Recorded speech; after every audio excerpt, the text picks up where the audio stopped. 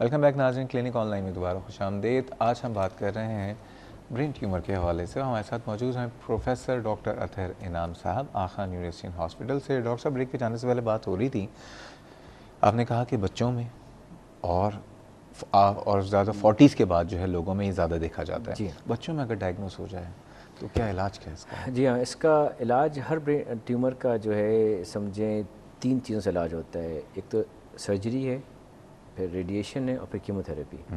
इसमें कुछ brain tumour है जिसमें कीमोथेरेपी रेडिएशन की ज़रूरत नहीं पड़ती है, लेकिन ये 3 चीज़ें ध्यान में रखनी पड़ती हैं, सर्जरी, रेडिएशन, कीमोथेरेपी, जो कि किसी भी जिस्म में ट्यूमर कैंसर के इलाज के लिए इस्तेमाल हो सकते हैं।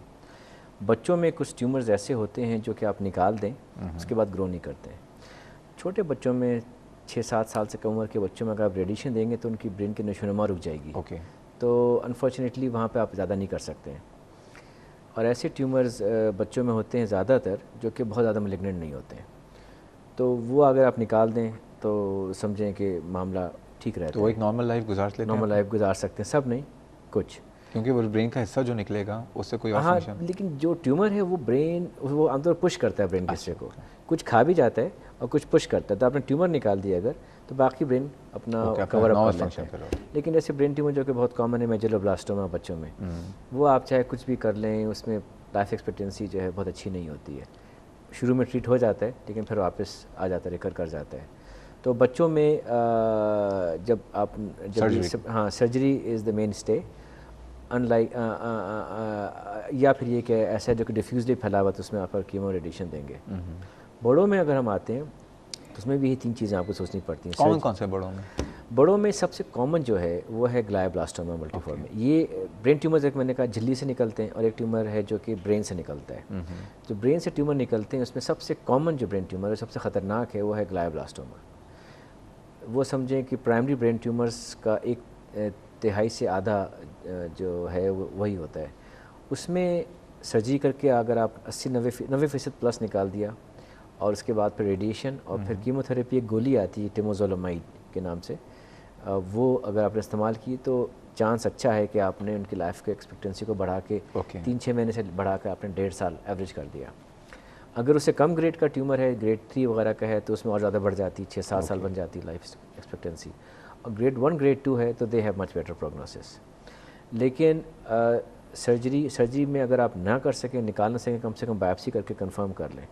बायोप्सी करने से पता ही हो जाता है कि इसमें हमें कौन सी दवाई दे सकेंगे और आया रेडिएशन पे काम करेगी कि नहीं करेगी। ओके, ये बताइए, एक ट्यूमर होता है शॉनुमा, जी, ये क्या होता है? ये ब्रेन से कुछ नसें जो निकल रही होती हैं, उसमें से एक नस जाती है हेयरिंग को, उस पर सबसे ज़्यादा कॉमन होता है ट्यूमर। शॉनुमा जो है उस नर्व के अंदर ट्यूमर है, ये बेनाइन ट्यूमर है।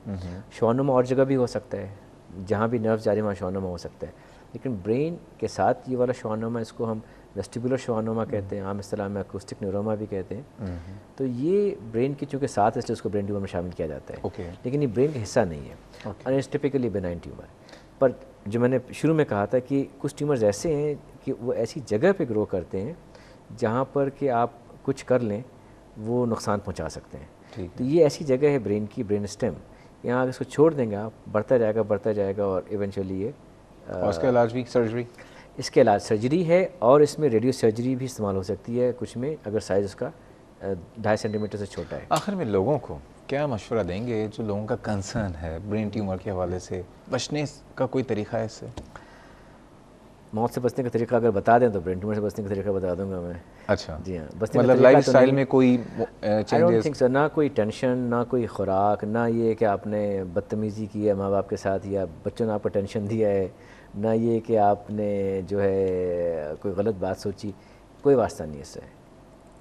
इन चीज़ों से नहीं होता है brain tumour. Okay, ionising radiation है वो, अगर बहुत ज़्यादा रेडिएशन पड़ रही है तो दैट इज़ डिफरेंट स्टोरी, लेकिन आम तौर पे इससे कोई वास्ता नहीं है और आप बच नहीं सकते। हाँ, ये है कि जैसे ही आपका अंदाज़ा हो तो प्राइमरी केयर फिजिशियंस के लिए मैसेज है ख़ास के कि जहन में रखें इस बात को हमेशा, क्योंकि पेशेंट आ रहा है जिसको कि अभी दर्द शुरू हुआ है और ये पहले नहीं दर्द होता था, अभी 2 हफ्ते हो गए मुस्तकिल दर्द हो जा रहा है, तो एक स्क्रीनिंग MRI करा ले आदमी, जो कि बहुत महंगा नहीं होता है। ओके, और उसके बाद उसका फ़ौरन इलाज शुरू कर दे, तब आपके पास अच्छा चांस है कि आप उसको। प्रोफेसर डॉक्टर अतहर इनाम साहब, बहुत शुक्रिया, मेहरबानी। आज आपने इस प्रोग्राम को इज़्ज़त बख्शी, इस प्रोग्राम में आप आए और हमारी दुआएं हैं कि अल्लाह ताला आपको मज़ीद हिम्मत दे, इस्तक़ामत दे और इस प्रोग्राम में आते जाते रहेगा। बहुत शुक्रिया नाज़रीन, ये था आपके साथ प्रोग्राम करने में। Thank you sir.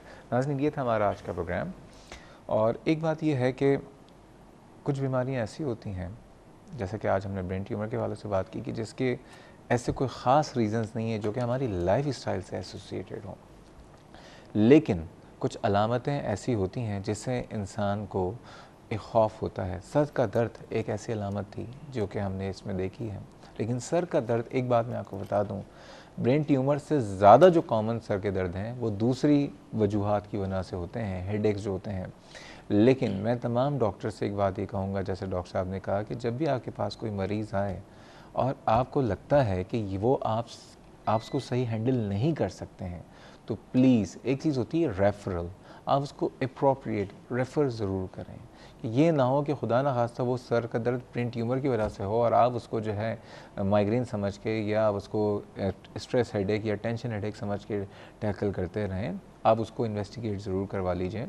और बस ये कि आज हमारा हफ़्ता यहाँ पे ख़त्म हुआ और इस हफ़्ते हमने कोशिश ये की, हमने साइकोलॉजिकल प्रॉब्लम्स पे भी, हमने ट्यूमर्स पे भी बात की है। अगले हफ़्ते इंशाल्लाह ताला हम बात करेंगे एनीमिया के हवाले से भी, ऑस्टियोपोरोसिस के हवाले से भी, मेमोरी प्रॉब्लम्स के हवाले से भी, माइग्रेन के हवाले से भी। और आप अपनी तमाम जितने भी डिमांड्स हैं मुझे आप ईमेल कर सकते हैं cliniconline@health-tv पे या फेसबुक पे क्लिनिक ऑनलाइन के पेज पे अपने सवालात, अपनी जितनी भी डिमांड्स हैं मुझे आगाह कर सकते हैं। हमें अपनी दुआ में याद रखिएगा। अल्लाह हाफ़िज़।